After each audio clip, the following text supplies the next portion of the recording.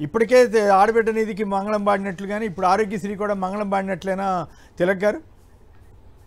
ఆరోగ్యశ్రీకి వచ్చినప్పటి నుంచి చెప్పేశారండి వాళ్ళు, అది ఇవ్వడం సాధ్యం కదా. పెండింగ్ బిల్స్ పెండింగ్ పెట్టారు. ఆ తర్వాత వాళ్ళ అనుకూలమైన కొన్ని హాస్పిటల్స్ లో ఒత్తిడి చేయడంతో కొంత బిల్లు క్లియర్ చేశారు. ఆరోగ్యశ్రీ ఇవ్వడం అనేది అసలు చంద్రబాబు నాయుడు గారి హిస్టరీలోనే పేదవాళ్ళకి సానుకూలంగా నిర్ణయాలు తీసుకోవడానికి లేదు. ఆయన చెప్పి కాంట్రాక్టర్లు, బిల్లులు, పేమెంట్లు, వ్యవహారాలు. ఇప్పుడు ఇక్కడ ఇంకో విషయం చెప్పాలి. అమరావతి విషయంలో ఒకటి బయటకు వచ్చింది. 8% మొబిలైజేషన్ అడ్వాన్స్ లో 8% కమిషన్. బిల్లుల క్లియరెన్స్ లో కొన్ని డిపార్ట్మెంట్స్ సంబంధించి 30% తీసుకుంటున్నారు. ఒక మంత్రి గారు అయితే నాకు 25% చాలంటున్నారు. ఈ రకంగా జరుగుతుంది.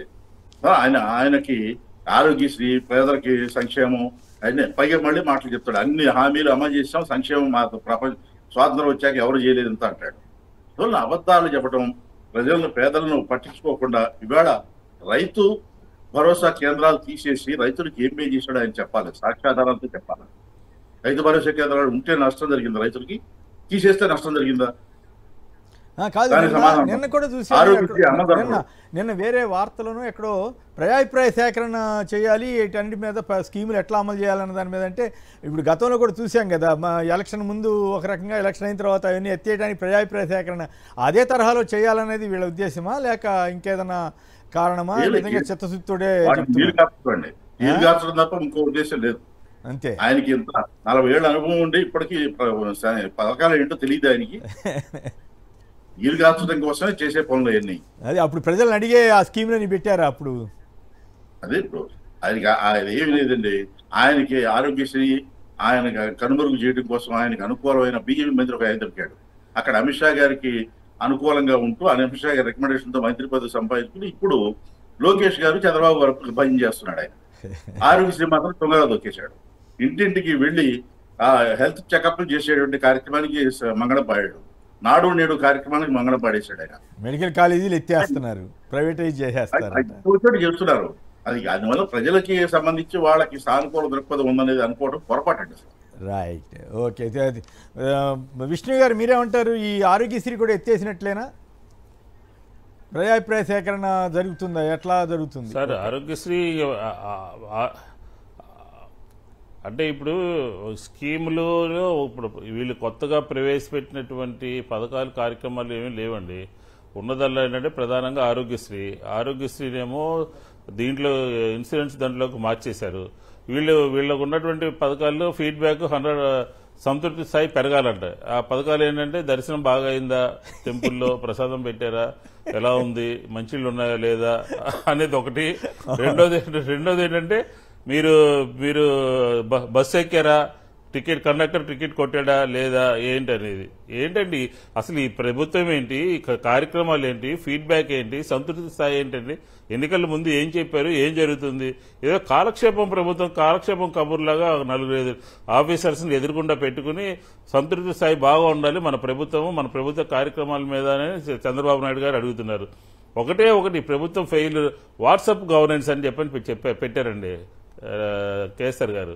ఆ వాట్సాప్ గవర్నెన్స్ అంటే గతంలో సచివాలయంలో పోయి డెత్ సర్టిఫికెట్, బర్త్ సర్టిఫికెట్, ఇతర సర్టిఫికెట్లు అన్ని కూడా ఇమ్మీడియట్ గా ఇచ్చేసేవాళ్ళం. ఇప్పుడు ఒక్కడికి రావట్లేదు, అంతా గగ్గోలు పెడతా ఉన్నారు, ఎంఆర్ ఆఫీస్ చుట్టూ తిరుగుతా ఉన్నారు. ఆ వాట్సాప్ గవర్నెన్స్ పూర్తిగా ఫెయిల్యూర్ అయిపోయింది. పైగా ఈయనకేమో బిల్ గేట్స్ గారు ఉత్తరం రాశారంట, టెక్నాలజీలో మీరు చాలా ముందున్నారు, చాలా అభివృద్ధి చెందుతుంది, మీరేంటంటే అది ఇదని చెప్పాను. ఇవాళ మనం ఎక్కడ చూసినట్టు గుర్తున్నారు. ఏం జరుగుతుంది అమాయకులు? బిల్ గేట్స్ కూడా ఎంత తెలివి తక్కువ అనే అభిప్రాయంగా ఏదో మర్యాద కోసం రాస్తే వీళ్ళు ప్రచారం చేసుకుంటారు అనుకోండి. కాదండి, అసలు ఆంధ్రప్రదేశ్ లో ఏం జరుగుతుంది? బిల్ గేట్స్ గారు ఈయన పొగిడారంట, ఇక్కడేమో ప్రజలందరూ హాస్పిటల్కి వెళ్తే మందులు ఉండవు, బస్సులు ఎక్కడ పడితే అక్కడ ఆగిపోతున్నాయి, గుళ్ళకి వెళ్తే చచ్చిపోతున్నారు. అసలు ఏం జరుగుతుంది ఆంధ్రప్రదేశ్ లో? బిల్ గేట్స్ గారు ఉత్తరం రాసి పొగడటం ఏంటి? అది కాకపోతే ఇప్పుడు మనం ఉన్నటువంటి ఏంటంటే అసలు కార్యక్రమాలే లేవు. ఆ సంతృప్తి స్థాయి ఎలా ఉందని చెప్పని అడుగుతా ఉన్నారు. జగన్మోహన్ రెడ్డి గారు ఒక కార్యక్రమాన్ని ప్రవేశపెట్టారంటే క్యాలెండర్ ఇచ్చి ఒక మాసంలో, ఒక నెలలో, ఒక తేదీలో ఈ రకంగా అందరికీ అమ్మఒడి వేస్తాము అంటే కొన్ని లక్షల మందికి మేలు జరిగేది. మహిళలకు సంబంధించి చేయూత ఇస్తామంటే కొన్ని లక్షల మందికి మేలు జరిగేది. అప్పుడు తీసుకోవాలి ఇలాంటి కార్యక్రమాలు. ఇంకా అర్హులైన వాళ్ళు ఎవరైనా మిగిలిపోతే డేట్ ఇచ్చి సచివాలయానికి వెళ్ళండి ఫలానా తారీఖు లోపని చెప్పి ప్రజల్ని చేయి పట్టుకుని నడిపించినటువంటి మరి ఇప్పుడు ప్రభుత్వం ప్రజలు మాది. సంతోషంగానే ఉన్నారండి. ఏంటో అర్థం ఆరోగ్యశ్రీ కాకుండా ఉంది సార్. కాదు, ఆరోగ్యశ్రీ ఎత్తేసినా, తల్లికి వందనం ఇవ్వకపోయినా, ఆడబిడ్డనిది ఇవ్వబోమని చెప్పినా, ఇవన్నీ చేసినా కూడా ప్రజలంతా సంతృప్తిగా ఉన్నట్లేనా? సార్ ప్రజల సంతృప్తి అసంతృప్తి అనేది 5 సంవత్సరాలకు ఒకసారి తేలుతుంది సార్. అంతేనా? కానీ మాటల్లో కానీ వాళ్ళకి సంబంధించినటువంటి వ్యవహారాల్లో కానీ వాళ్ళకి సంబంధించినటువంటి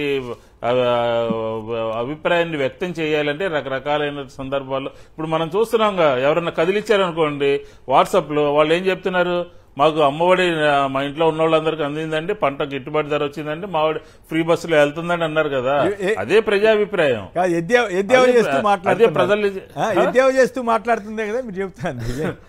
ఎద్దేవా చేస్తూ అదే ఎద్దేవా చేస్తూ మాట్లాడుతున్నారు. అంటే ఈ ప్రభుత్వం యొక్క పనితీరు గురించి ప్రజలు, ముసలివాళ్ళు, మహిళలు అందరూ మాట్లాడుతున్నారు కదా. అదే ప్రజాభిప్రాయం. ఇప్పుడు కాబట్టి మనం ప్రజల గురించి ప్రభుత్వం యొక్క పనితీరుని మనకన్నా పొలిటికల్ పీపుల్ కన్నా సామాన్యులు చూసేవాళ్ళు అందరూ కూడా ఎక్కువ గమనిస్తా ఉన్నారు. ఈ ప్రభుత్వానికి ఆల్రెడీ 5 సంవత్సరాల కాలం దగ్గర పడి, సంవత్సరంలోనే 5 సంవత్సరాల కాలం దగ్గర పడినట్టుగా కూడా కనపడతా ఉంది.